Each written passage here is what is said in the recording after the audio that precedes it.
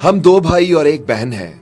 वालिद साहब वफात पा चुके हैं, जबकि वालिदा हम भाइयों के साथ रहती हैं। बहन की शादी को 6 साल हो चुके हैं। इन 6 सालों में मैं कभी अपनी बहन से मिलने उसके घर नहीं गया। ईद शब बारात के मौका पर भी नहीं। सिर्फ माँ ही कभी कभार उससे मिलने जाती है।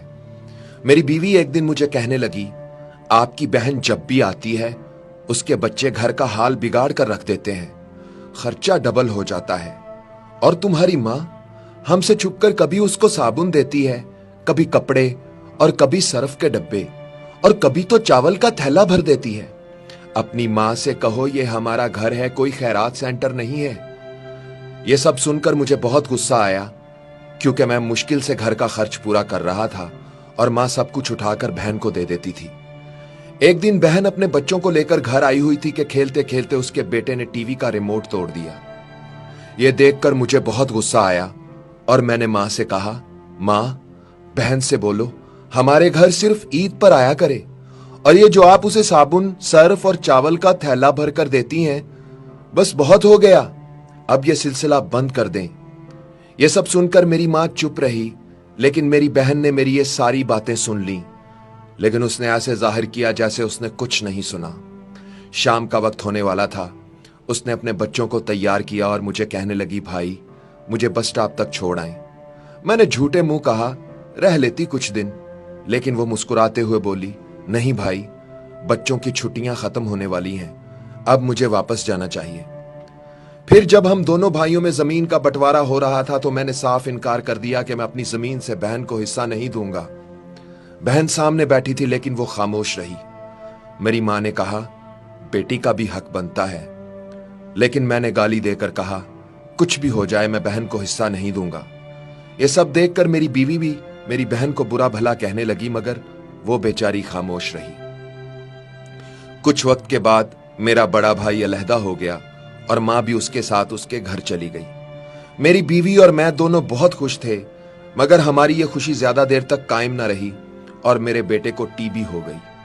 मेरे पास जो कुछ था मैंने उसके इलाज पर लगा दिया। 1 लाख का कर्ज भी सर पर चढ़ गया।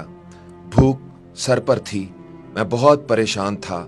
कमरे में अकेला बैठा था, शायद अपने हालात पर रो रहा था कि उसी वक्त मेरी बहन घर आ गई।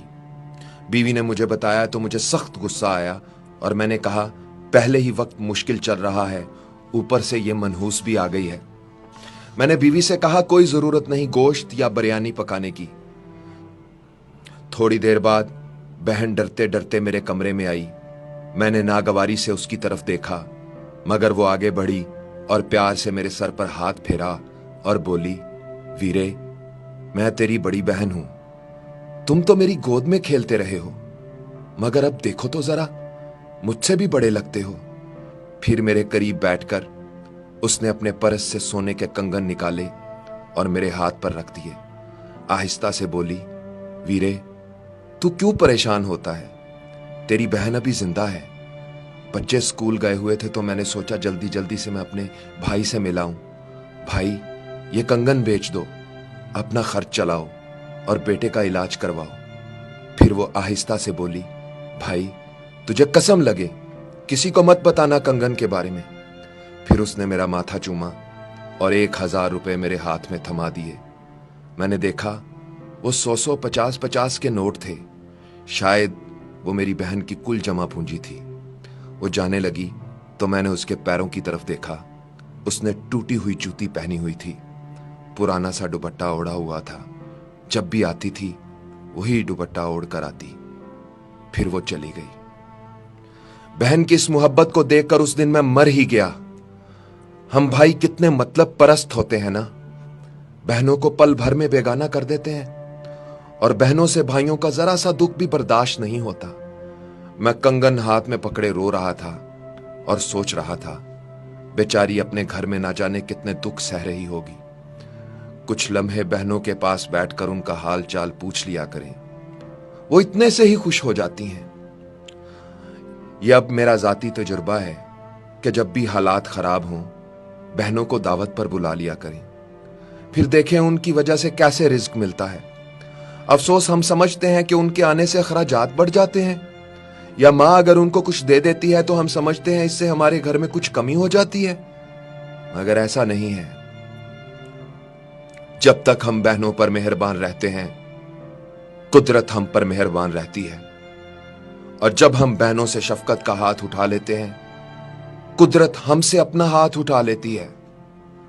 उजैर भाई, इस कहानी को अपने प्रोग्राम में जरूर शामिल करना। लाखों लोग आपकी आवाज और बात सुनते हैं, वो जरूर इसे अपनी जिंदगी का हिस्सा बनाएंगे।